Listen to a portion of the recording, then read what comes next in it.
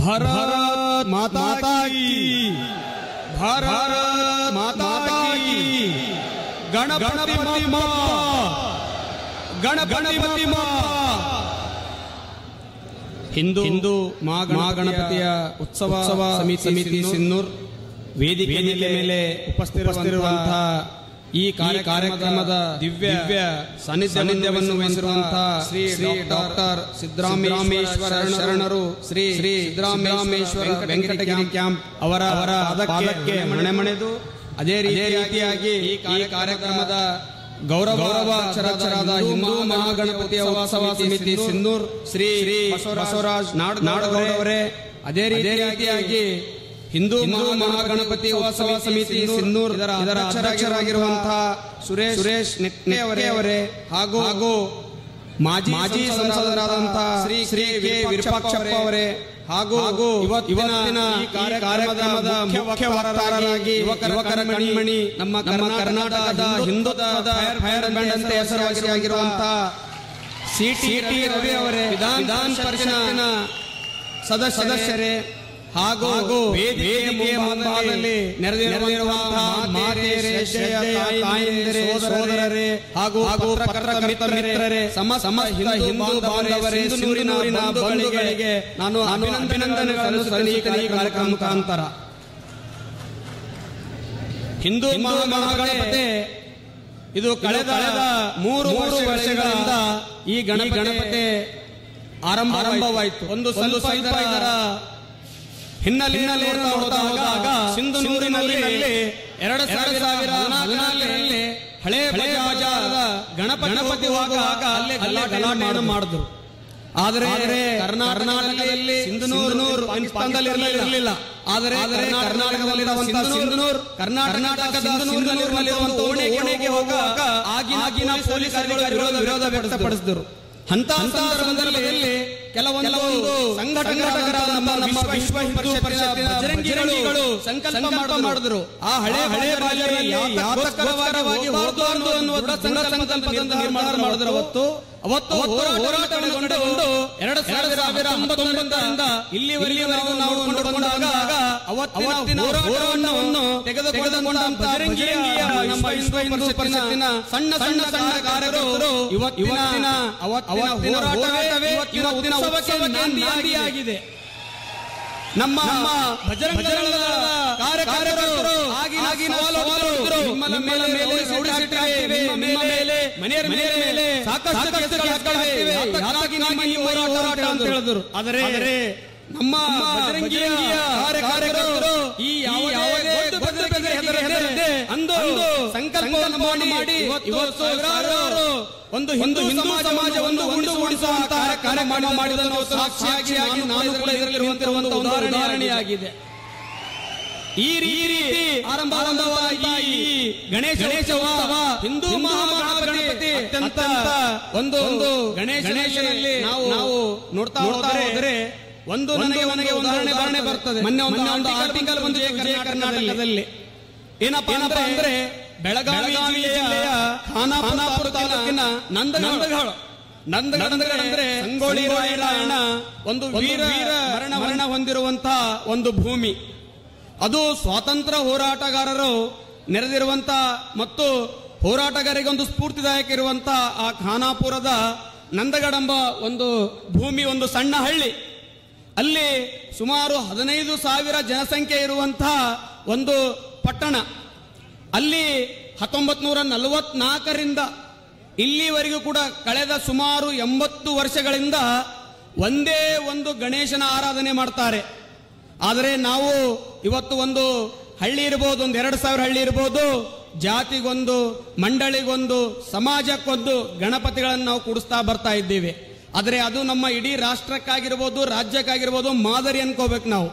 ಏಕೆಂದರೆ ಕಳೆದ 80 ವರ್ಷಗಳಿಂದ ಒಂದೇ ಒಂದು ಗಣೇಶನನ್ನು ಕೂಡಿಸುವಂತ ಮುಖಾಂತರ ಆ ನಂದಗಡದಲ್ಲಿರುವಂತಹ 15,000 ಜನಸಂಖ್ಯೆಯಲ್ಲಿರುವಂತಹ ಪ್ರತಿಯೊಬ್ಬ ಹಿಂದೂ ಅಲ್ಲದೆ ಮುಸಲ್ಮಾನ್ ಇರಬಹುದು, ಕ್ರಿಶ್ಚಿಯನ್ ಇರಬಹುದು, ಪ್ರತಿಯೊಬ್ಬರು ಊರ ಹಬ್ಬದಂತೆ ಆ ಗಣೇಶನ ಆರಾಧನೆಯಲ್ಲಿ ಪಾಲ್ಗೊಳ್ಳುತ್ತಾರೆ. ಆ ಗಣೇಶನ ಆರಾಧನೆಯಲ್ಲಿ IAS ಅಧಿಕಾರಿ ಅಂತ ಅವತ್ತಿನ ಲಿಂಬಾಳ್ಕರ್ ಅಧಿಕಾರಿ ಆಗಿರಬಹುದು, ಅವರು ಕೂಡ ಸಾಕಷ್ಟು ಕಡೆ ಉದಾಹರಣೆಗಳನ್ನು ಕೂಡ ಈ ನಂದಗಡದ ಒಂದು ಉದಾಹರಣೆ ಕೊಟ್ಟಿದ್ದಾರೆ. ಮುಂಬರುವಂತ ದಿನಗಳಲ್ಲಿ ನಮ್ಮ ಸಿಂಧನೂರನ್ನು ಕೂಡ ಅದೇ ರೀತಿಯಲ್ಲಿ ಮಾದರಿ ಆಗ್ಬೇಕಂತೇಳಿ ನಾನು ಈ ಮುಖಾಂತರ, ವೇದಿಕೆ ಮುಖಾಂತರ ತಮ್ಮಲ್ಲಿ ಕಳಕಳಿಯ ವಿನಂತಿ ಮಾಡ್ತೇನೆ. ಇಷ್ಟೇ ಅಲ್ಲದೆ ನಮ್ಮ ಯುವಕರು ಮತ್ತು ಮಾತೆಯರು, ಅನೇಕ ಮಾತೆಯರಲ್ಲಿ ಕೂಡ ಸಾಕಷ್ಟು ಇವತ್ತು ಸಮಾಜದಲ್ಲಿ ನಮ್ಮ ಯುವತಿಯರು ಲವ್ ಜಿಹಾದಿಗೆ ಅನೇಕ ಬಲಿ ಆಗ್ತಾ ಇದ್ದಾರೆ. ಅದರ ಕೂಡ ಕಡೆನೂ ನಮ್ಮ ಕುಟುಂಬದ ಕಡೆ ಗಮನ ಕೊಟ್ಟು ನಾವೆಲ್ಲ ಮಾತೆಯರು ಲವ್ ಜಿಹಾದಿಗೆ ಬಲಿ ಆಗಿರುವಂತಹ ನಮ್ಮ ಮಕ್ಕಳು ಇನ್ನೂ ಸಣ್ಣವರಿದ್ದಾರೆ, ಹೈಸ್ಕೂಲ್ದಲ್ಲಿದ್ದಾರೆ, ಯೋಚನೆ ಮಾಡದೆ ಇದರ ಕಡೆ ನಮ್ಮ ತಂದೆ ತಾಯಿಗಳು ಗಮನ ಕೊಡಬೇಕು. ಶಿಕ್ಷಣ ಒಂದು ಕಡೆ ಆದರೆ ಸಂಸ್ಕಾರನೂ ಕೂಡ ಅತ್ಯಂತ ಮಹತ್ವವಾದದ್ದು. ಆ ದೃಷ್ಟಿಯಿಂದ ನಮ್ಮ ಮನೆ ಸಂಸ್ಕಾರಯುತವಾಗಬೇಕು. ಅದೇ ರೀತಿಯಾಗಿ ನಮ್ಮ ಯುವಕರು ನಾವು ಪ್ರತಿಯೊಂದು ಹಳ್ಳಿಯಲ್ಲಿ ನೋಡಿದಾಗ ವ್ಯಸನಿಗೆ ಮುಕ್ತ ಆಗ್ತಾರೆ. ಡ್ರಗ್ಸ್ ಇರ್ಬೋದು, ಕುಡಿತ ಇರ್ಬೋದು, ಜೂಜಾಟ ಇರ್ಬೋದು, ಬೆಟ್ಟಿಂಗ್ ಇರ್ಬೋದು, ಈ ರೀತಿ ಅನೇಕ ದುಶ್ಚಟಗಳಿಗೆ ಬಲಿಯಾಗ್ತಾ ಇದ್ದಾರೆ.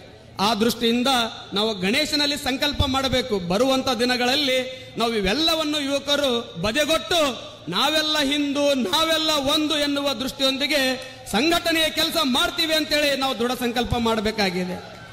ಆ ದೃಷ್ಟಿಯಿಂದ ನಾವು ಹಿಂದೂ ಸಮಾಜದಲ್ಲಿ ಸಂಘವು 100 ವರ್ಷಕ್ಕೆ ಕಾಲಿಡ್ತಾ ಇದೆ. ಈ ದೃಷ್ಟಿಯಿಂದ ಬರುವಂತ ದಿನಗಳಲ್ಲಿ ಸಂಘವು ಪಂಚ ಪರಿವರ್ತನೆ ಎಂಬುವ ದೃಷ್ಟಿಯಿಂದ 5 ಪರಿವರ್ತನೆಗಳು ಸಮಾಜದಲ್ಲಿ ತರುವ ದೃಷ್ಟಿಯಿಂದ ಸಂಕಲ್ಪ ಮಾಡಿದೆ. ಅದರೊಂದಿಗೆ ಕೂಡ ಕುಟುಂಬ ಪ್ರಬೋಧನ್, ನಾವು ಈಗಾಗಲೇ ಹೇಳಿದೆ, ಕುಟುಂಬ ಪ್ರಬೋಧನ ಮುಖಾಂತರ ನಾವೇನ್ ಮಾಡಬೇಕು?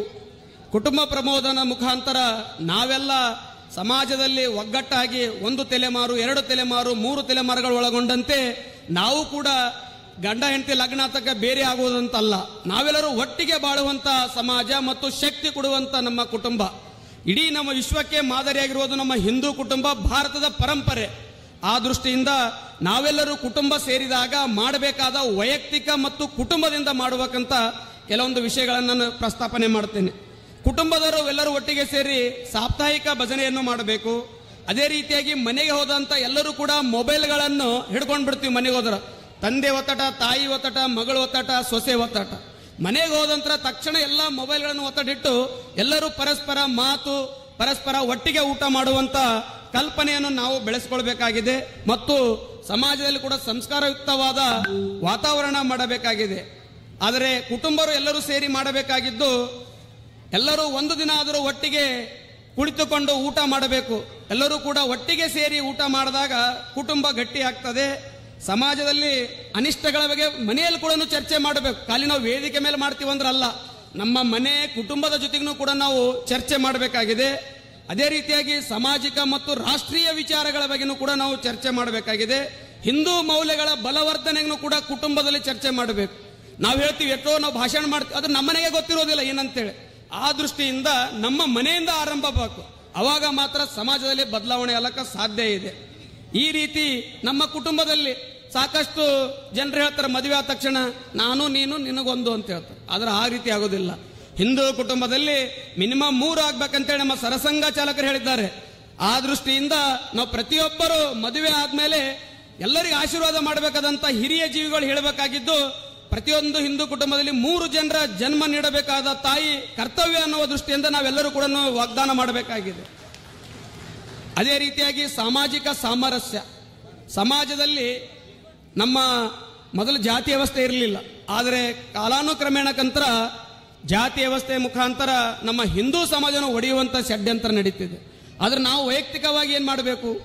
ಆ ಜಾತಿ ಈ ಜಾತಿ ಅನ್ನುವುದನ್ನು ವೈಯಕ್ತಿಕ ಬಿಡಬೇಕು. ಅವನು ನಮ್ಮವ ಎನ್ನಬೇಕು, ಬಸವಣ್ಣರು ಹೇಳಿದ ಹಾಗೆ.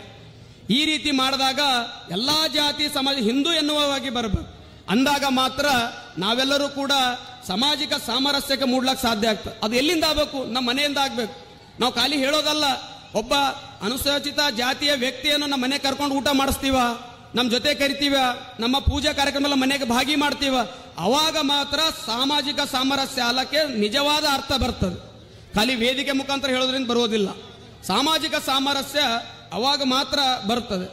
ಅನಿರ್ದಿಷ್ಟ ಜಾತಿಗಳ ಮಹಾಪುರುಷರಿರ್ಬೋದು, ಅನೇಕ ಚರ್ಚೆ ಇರ್ಬೋದು, ಸಿಮ್ನಾರ್ ಇರ್ಬೋದು, ಅವರ ಅನೇಕ ಮಹಾಪುರುಷರ ಜಯಂತಿಗಳಿರ್ಬೋದು, ಅವರ ಜಯಂತಿಗಳಲ್ಲಿ ನಾವು ಭಾಗವಹಿಸದಿರ್ಬೋದು, ಆಗ ಮಾತ್ರ ಅದಕ್ಕೆ ಒಂದು ಅರ್ಥ ಬರ್ತದೆ, ಸಾಮಾಜಿಕ ಸಾಮರಸ್ಯಕ್ಕೆ ಒಂದು ಅರ್ಥ ಬರ್ತದೆ. ಅದೇ ರೀತಿಯಾಗಿ ಸ್ವದೇಶಿ ಭಾವ, ನಾವು ಈಗಾಗಲೇ ಸಹಭಾವ, ಸ್ವದೇಶಿ ಉಡುಗೆ, ಹಾರ ಇದರ ಬರ್ಲಿಗೂ ಕೂಡ ಸಾಕಷ್ಟು ಇದು ಮಾಡಬೇಕು. ನಾವು ಯಾವುದೋ ಒಂದು ಬಟ್ಟೆನ ತರೋದಲ್ಲ, ನಮ್ಮ ಸ್ಥಳೀಯವಾಗಿ ಏನೇನು ಸಿಗ್ತದೆ ಅದರ ಬಗ್ಗೆ ನಾವು ಹೆಚ್ಚು ಅದಕ್ಕೆ ಬಲವರ್ಧನೆ ಕೊಟ್ಟಾಗ ಅದು ಸಾಧ್ಯ ಆಗ್ತದೆ. ಅಂದಾಗ ಮಾತ್ರ ಸ್ವದೇಶಿ ಮತ್ತು ಸ್ವಭಾಷೆಯಲ್ಲಿ ಮಾತನಾಡಬೇಕು. ಯಾವುದೇ ಭಾಷೆಯಲ್ಲಿ ನಮ್ಮ ಮನೆಯಲ್ಲಿ ಯಾವ ಭಾಷೆ ಇದೆ ಆ ಭಾಷೆಯನ್ನು ನಾವು ಕೂಡ ಮಾತಾಡಬೇಕು. ಅಂದಾಗ ಮಾತ್ರ ಸ್ವದೇಶಿಯ ಮೇಲೆ ಇದಾಗ್ತದೆ. ಸ್ಥಳೀಯ ಭಾಷೆ, ನಾವು ಸ್ಥಳೀಯ ಎಲ್ಲಿರ್ತೀವಿ ಅದರ ಭಾಷೆ ಅಭಿಮಾನ ಇರಬೇಕು ಮತ್ತು ರಾಷ್ಟ್ರ ಭಾಷೆಗೂ ಅಭಿಮಾನ ಇರಬೇಕು. ಸ್ಥಳೀಯ ಭಾಷೆಗೆ ಒತ್ತು ಕೊಡಬೇಕು, ಸ್ಥಳೀಯ ಭಾಷೆಯಲ್ಲಿ ಬರಬೇಕು. ಅಂದಾಗ ಮಾತ್ರ ಸ್ಥಳೀಯಕ್ಕೆ ಹೆಚ್ಚು ಒತ್ತು ಕೊಡಲಾಗ್ತದೆ. ತದನಂತರ ಉತ್ತಮ ನಾಗರಿಕನ ಕರ್ತವ್ಯ, ಉತ್ತಮ ಪ್ರತಿಯೊಬ್ಬ ನಾಗರಿಕನ ಏನು ಮಾಡಬೇಕು? ಪ್ರತಿಯೊಬ್ಬ ನಾಗರಿಕನು ತೆರಿಗೆ ಪಾವತಿ ಮಾಡಬೇಕು.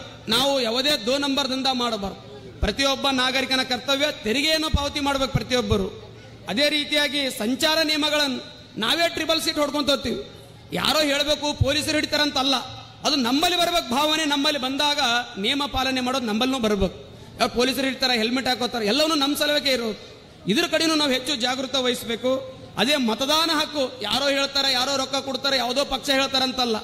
ಪ್ರತಿಯೊಬ್ಬ ನಾಗರಿಕನ ಕರ್ತವ್ಯ ಮತ ಹಾಕುವುದು ಮತ್ತು ಹಾಕಿಸುವುದು ಎರಡೂ ಕೂಡ ನಾಗರಿಕರ ಶಿಷ್ಟಾಚಾರದಲ್ಲಿ ಬರ್ತದೆ. ಅದೇ ರೀತಿಯಾಗಿ ರಾಷ್ಟ್ರೀಯ ಚಾರಿತ್ರ್ಯದ ಪರಿಚಯ ಮತ್ತು ಸಮಾನ, ರಾಷ್ಟ್ರೀಯ ಆಸ್ತಿಯ ರಕ್ಷಣೆ ಮತ್ತು ಸರಿಯಾದ ಬಳಕೆ ಮಾಡೋದು ಕೂಡ ನಮ್ಮೆಲ್ಲರ ಕರ್ತವ್ಯ.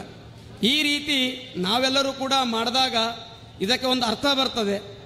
ಇಷ್ಟೇ ಅಲ್ಲದೆ ನಾನು ಇನ್ನೂ ಸಾಕಷ್ಟು ನಮ್ಮ ಮುಖ್ಯ ವಕ್ತರಾಗಮಿಸಿದಂಥ ಸಿ.ಟಿ. ರವಿಯವರು ಮಾತಾಡೋರಿದ್ದಾರೆ. ಹೆಚ್ಚಿನ ಸಮಯ ತೋಲಾರದೆ ನನಗೆ ಮಾತನಾಡಲು ಅವಕಾಶ ಮಾಡಿಕೊಟ್ಟಂಥ ಹಿಂದೂ ಮಹಾಗಣಪತಿಯ ಸ್ವಾಗತ ಸಮಿತಿಯ ಎಲ್ಲ ಹಗಲಿರುಳು ಎನ್ನದೆ ಯುವಕರಿರ್ಬೋದು, ವಯಸ್ಸಾದರಿರ್ಬೋದು, ಮಾತೆಯರಿರ್ಬೋದು, ಸಮಸ್ತ ಸಿಂಧನೂರಿನ ನಾಗರಿಕರಿರ್ಬೋದು, ತನ್ನು ಮನ ಧನದಿಂದ ಸಹಕಾರ ಮಾಡಿ ಹಗಲಿರುಳು ಶ್ರಮಿಸಿದಂಥ ಸರ್ವ ಹಿಂದೂ ಧರ್ಮದ ಇರ್ಬೋದು ಮತ್ತು ಸಿಂಧನೂರಿನ ನಾಗರಿಕ ಬಂಧುಗಳಿಗೆ ಎಲ್ಲರಿಗೂ ಕೂಡ ನನ್ನ ವತಿಯಿಂದ ಅವರಿಗೆಲ್ಲರಿಗೂ ಕೂಡ ಒಂದು ಅಭಿನಂದನೆಗಳನ್ನು ಸಲ್ಲಿಸುತ್ತೇನೆ. ಅದೇ ರೀತಿಯಾಗಿ ಮುಂಬರುವಂಥ ದಿನಗಳಲ್ಲಿ ನಂದಗಡದಂತೆ ಯಾವುದೇ ಒಂದು ಗಣಪತಿ ಇರ್ಬೋದು, ಜಾತಿಗೊಂದಾಗದೆ ಹಿಂದೂ ಸಮಾಜಕ್ಕೆ ಒಂದೇ ಗಣಪತಿ ಅನ್ನುವಂಥ ಸಂಕಲ್ಪದೊಂದಿಗೆ ತಾವೆಲ್ಲರೂ ಮಾಡ್ತೀರಂತ ಹೇಳಿ ನನ್ನ 2 ಮಾತಿಗೆ ವಿರಾಮ ನೀಡುತ್ತೇನೆ. ಗಣಪತಿ ಬಪ್ಪ, ಭಾರತ್ ಮಾತಾ ಕಿ ಒಂದೇ.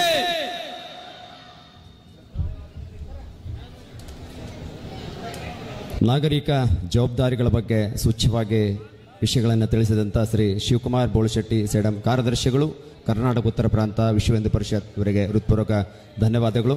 ಈಗ